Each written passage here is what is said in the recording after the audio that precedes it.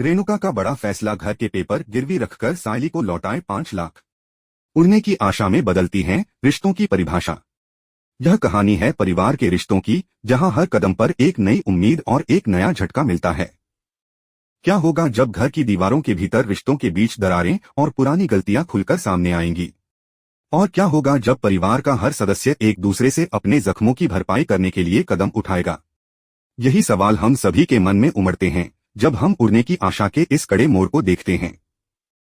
रेणुका ने अपने पुराने घर को गिरवी रखकर सायली को 5 लाख रुपए लौटा दिए। यह कदम न केवल एक परिवार की सच्चाई को उजागर करता है, बल्कि एक ऐसे मोड़ पर आ जाता है जहां परिवार के सभी सदस्य अपने रिश्तों के प्रति अपनी जिम्मेदारी का एहसास करने लगते हैं। शुरुआत उस क्षण से होती है जब रेणुका की सच्चाई परिवार के सामने आती है। उसकी सारी योजनाओं का पर्दाफाश हो चुका होता है। अब उसे अपनी गलती स्वीकार करने का वक्त आ चुका है। परेश, जो हमेशा अपने परिवार को प्रेम और सुरक्षा का एहसास दिलाने के लिए संघर्ष करता रहा है, अब उसी परिवार को एक कड़ा संदेश देता है। वह पूरी तरह से स्पष्ट करता है कि रेणुका को सायली के 5 लाख रुपए लौटाने ही होंगे। परेश के इस फैसले से घर का माहौल अचानक बदल जाता है। सबकी निगाहें रेणुका पर टिक जाती हैं। वह अपने जिद्दी स्वभाव के कारण कोई न कोई उलझन खड़ी करती है। जब वह यह कहती है, मैं क्यों दूं इन्हें पैसे? कौन होते हैं ये मुझसे पैसे मांगने वाले? तो यह शब्द मानो घर की दीवारों में गूंज उठते हैं। सबको चुप होती है, लेकिन सचिन और सायली के चेहरे पर निराशा और आहत का साफ साफ असर देखा जा सकता है। परेश, जो हमेशा परिवार के लिए बलिदान देने को तैयार रहते हैं, कहते हैं, अगर रेणुका पैसे नहीं देगी तो मैं दूंगा। चाहे जो करना पड़े, मैं अपने बेटे और बहू को उनका हक लौटाऊंगा। यह सुनकर पूरा घर हिल उठता है। यह एक ऐसा पल होता है जब हर सदस्य को एहसास होता है कि परेश ने कभी परिवार के लिए कुछ भी करने में पीछे नहीं हटे। अगले दिन सुबह सुबह परेश चुपचाप घर से बाहर निकल जाते हैं और उनके इस कदम से घर का माहौल और भी तनावपूर्ण हो जाता है। सचिन, जो अपने पिता के दिल की गहरी चिंता को समझते हैं, दौड़कर उन्हें रोकने की कोशिश करते हैं। वह कहते हैं, बाबा, आप कहाँ जा रहे हैं? रहने दीजिए, मुझे पैसे नहीं चाहिए, मैं खुद सब संभाल लूंगा। सचिन की आवाज में एक साथ प्यार और चिंता का मिलाजुला भाव था। लेकिन परेश का मन अपनी बात पर अडिग था। उन्होंने अपने बेटे से कहा, सचिन, यह मेरा फर्ज है। जो गलती घर में हुई है उसकी भरपाई भी मुझे ही करनी होगी। दिन भर की मेहनत के बाद जब देर रात परेश घर लौटते हैं तो उनकी तबीयत बिगड़ जाती है। घर में घबराहट का माहौल बन जाता है। सचिन और सायली की आंखों में एक अजीब सी चिंता और डर देखा जा सकता है। सचिन अपने पिता के पास बैठकर कहते हैं, बाबा, रहने दीजिए ना। क्यों खुद को इतना परेशान कर रहे हैं? हमें पैसों से ज्यादा आपकी सेहत की जरूरत है। परेश ने थके हुए चेहरे पर हल्की मुस्कान दी और धीरे से कहा, सचिन, मुझे अपना फर्ज निभाना है। जब तक तुम्हारा हक नहीं लौटा देता, मैं चैन से नहीं बैठ सकता। परेश के इन शब्दों में एक ऐसी तात्कालिक ताकत थी जो परिवार के बाकी सदस्यों को चुप करा देती है। यह भी स्पष्ट हो जाता है कि परेश अकेले अपने परिवार के लिए किसी भी हद तक जा सकते हैं। यह विचार जब रेणुका के दिल में गूंजता है तो उसे एहसास होता है कि यदि परेश घर छोड़ने का फैसला कर लें तो उसका जीवन अकेला और अधूरा हो जाएगा। वह पहली बार अपने अहंकार और जिद को छोड़कर सोचने लगती है कि रिश्ते केवल पैसे और स्वार्थ के लिए नहीं होते। इसी समय रेणुका को यह एहसास होता है कि उसकी गलती की भरपाई के लिए उसे कुछ कदम उठाने होंगे। वह धीरे धीरे खुद को सच्चाई की ओर मोड़ते हुए यह निर्णय लेती है कि वह सायली और सचिन के पैसे लौटा देगी। यह कदम उसके लिए आसान नहीं था, लेकिन वह जानती है कि यही तरीका है जिससे वह परिवार का विश्वास फिर से जीत सकती है। अगले कुछ दिनों में रेणुका घर के कागजात गिरवी रखकर 5 लाख रुपए का इंतजाम करती है। यह एक बड़ा फैसला था और उसे यह कदम उठाने में बहुत समय लगता है, लेकिन जब वह सायली के हाथ में पैसे रखती है तो पूरा घर भावुक हो उठता है। सायली की आंखें भर आती हैं और सचिन भी भावुक होकर अपने पिता को देखते हैं, जो इस कठिन समय में अपने परिवार के लिए कितनी मेहनत कर रहे हैं। तेजस और रोशनी, जो पहले हमेशा पैसों के पीछे लगे रहते थे, यह सब देखकर चौंक जाते हैं। तेजस का मन अभी भी पैसों में उलझा होता है और वह कहता है, आई, मुझे पैसों की बहुत जरूरत है, थोड़ा और लोन ले लेना। रेणुका इस पर गुस्से में जवाब देती है, यह सब तेरी वजह से हो रहा है। हर वक्त चोरी करने में लगा रहता है। सभी का ध्यान अब परेश पर होता है। वह संतोष की सांस लेते हैं क्योंकि उन्हें लगता है कि अब घर में शांति और सुख लौटेगा। लेकिन सबसे बड़ा बदलाव रेणुका में दिखता है। उसकी आंखों में अब पहले जैसी जिद और अहंकार नहीं, बल्कि पछतावा और परिवार के लिए सच्चा प्यार छलकता है। घर में माहौल एक बार फिर से गर्माता है। रेणुका का रवैया और उसके आरोपों की श्रृंखला अब घर के सभी सदस्यों को परेशान करने लगी है। इस बार वह सायली पर फिर से बेवजह आरोप लगाती है और सचिन को बुरा भला कहती है।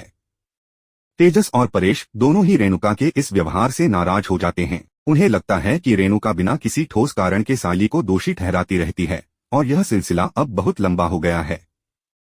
सबका धैर्य अब टूटने लगता है। सायली, जो अब तक चुप रही थी, अब खुद को रोक नहीं पाती। वह अपनी आवाज उठाती है और तेजस को याद दिलाती है कि कैसे उसने पहले उसके गहने उठाए थे और बाद में उन गहनों को बदलकर नए गहने उसे दे दिए थे। उस वक्त किसी ने भी उसकी बात पर ध्यान नहीं दिया और तेजस ने भी अपनी गलती स्वीकार नहीं की थी।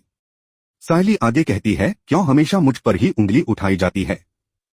क्यों मुझे ही हमेशा गलत समझा जाता है? उसकी यह बात पूरे घर को चुप कर देती है। रेणुका को अपनी बेटी की सच्चाई सुनकर और भी गुस्सा आ जाता है। वह अपने गुस्से को नियंत्रित नहीं कर पाती और सायली पर हाथ उठाने की कोशिश करती है, लेकिन तभी परेश बीच में आ जाते हैं और रेणुका को रोक लेते हैं। परेश का दिल अंदर से टूट चुका होता है, क्योंकि वह देख सकते हैं कि उनके परिवार में सब कुछ बिखरने की कगार पर है। सायली, जो बेगुनाह साबित करने के लिए हमेशा संघर्ष कर रही है, इस बार एक और कदम उठाती है।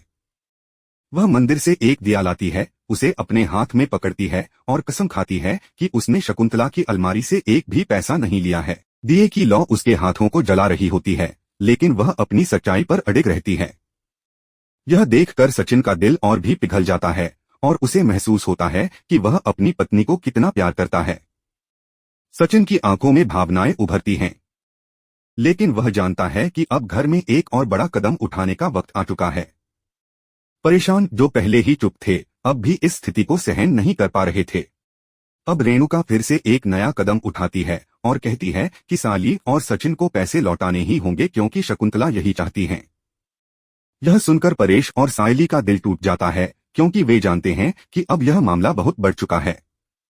परेश अपने फैसले पर दृढ़ रहते हुए कहते हैं कि अगर सचिन और सायली को घर से बाहर निकाला गया तो वह खुद घर छोड़ देंगे। उनके इस फैसले से पूरा घर स्तब्ध रह जाता है। अब यह मामला परिवार की सच्चाई और रिश्तों की नींव पर आ खड़ा होता है। इन सब घटनाओं से रोशनी के दिल में डर बैठ जाता है। उसे लगता है कि अगर सच सामने आ गया तो कहीं उस पर उंगली न उठाई जाए। इस डर में रात भर वह बेचैन रहती है। उधर रात के समय जब सचिन देखता है कि सायली के हाथों पर दिए पकड़ने से जलन के निशान बन गए हैं, तो वह तुरंत उसकी देखभाल करता है और उसके हाथों पर मरहम लगाता है। सचिन समझाता है, तुम कुछ दिन माँ के पास रह लो, लेकिन सायली मना कर देती है। वह कहती है, मैं शोभा को और परेशान नहीं करना चाहती, जो पहले ही अपने भाई के कारण दुखी हैं। सचिन और सायली दोनों ही यह समझने की कोशिश करते हैं कि आखिर शकुंतला जैसी समझदार महिला को क्यों शक हो सकता है। अगली सुबह घर का माहौल और भी पेचीदा हो जाता है। रोशनी अब भी बेचैन और चिंतित नजर आती है। वह समझ नहीं पाती कि क्या होने वाला है। तभी सचिन सबको हॉल में बुलाता है। सचिन का चेहरा गंभीर है और उसकी बातों में अब एक अलग ही तल्खी नजर आ रही है। वह परिवार के सामने खड़ा होकर कहता है, शकुंतला की अलमारी से पैसे सायली ने नहीं, बल्कि साली ने ही निकाले थे। यह सुनकर सब हैरान रह जाते हैं, और खासकर सायली, जिसे यह समझ में नहीं आता कि उसका पति क्यों इस तरह आरोप लगा रहा है। रेणुका को जैसे अपनी जीत मिल गई हो, वह तुरंत इस बात को बढ़ावा देती है और कहती है, देखो, मैंने पहले ही कहा था कि सायली ही दोषी है। लेकिन सचिन की कहानी यहीं खत्म नहीं होती। वह सबको और हैरान कर देता है। वह बताता है कि उसने यह सब केवल रेणुका को बेनकाब करने के लिए किया था। सचिन खुलासा करता है कि वह जान चुका है कि दिलीप का केस वापस लेने के लिए रेणुका को 5 लाख रुपए की रिश्वत दी गई थी। यह सुनकर पूरा परिवार चौंक जाता है। परेश और रिया को यकीन नहीं होता कि रेणुका इतनी बड़ी बात छुपा सकती है। रेणुका का चेहरा तुरंत उड़ जाता है और उसकी असलियत अब सबके सामने आ जाती है। सचिन अब साफ साफ कहता है, मुझे अपनी पत्नी पर पूरा भरोसा है और सायली ने कोई चोरी नहीं की है। अब परेश भी अपना फैसला सुनाते हैं। वह कहते हैं, अब रेणुका को सचिन और सायली को 5 लाख रुपए लौटाने होंगे ताकि उनका मान सम्मान वापस आ सके। लेकिन रेणुका का जिद्दी स्वभाव फिर से सामने आता है। वह साफ कह देती है कि वह ऐसा नहीं करेगी। इस पर परेश दृढ़ स्वर में कहते हैं, अगर तुम पैसे नहीं दोगी तो मैं खुद मेहनत करके यह रकम लौटाऊंगा। अब घर का माहौल तनावपूर्ण हो जाता है। सच सामने आने से रिश्तों की परीक्षा शुरू हो जाती है। अब सवाल यह है कि क्या रेणुका अपने अहंकार और जिद को छोड़कर परिवार के साथ अपने रिश्ते को फिर से बनाएगी या फिर उसका जिद्दी स्वभाव परिवार के टूटने का कारण बनेगा। यह पूरा घटनाक्रम परिवार के लिए एक सबक साबित होता है कि रिश्तों में कभी भी पैसे और अहंकार को जगह नहीं देनी चाहिए। प्यार और विश्वास ही असली ताकत होती है, जो घर को मजबूत बनाए रखती है। और अब जैसा कि हम जानते हैं, घर में एक और तूफान आ सकता है, लेकिन क्या इस बार सब कुछ ठीक हो पाएगा? अगले एपिसोड में हम देखेंगे कि रेणुका को अपनी गलती का पूरा एहसास हो चुका है, लेकिन क्या उसका यह बदलाव घर के बाकी सदस्यों को भी बदलने में सक्षम होगा? देखना न भूलें उड़ने की आशा के आने वाले एपिसोड्स, जहां रिश्तों की सच्चाई खुलकर सामने आएगी। आज के एपिसोड में बस इतना ही। क्या आपको यह स्टोरी दिलचस्प लगी? कमेंट में बताएं और जानने के लिए बने रहें उड़ने की आशा के आगामी एपिसोड्स के साथ।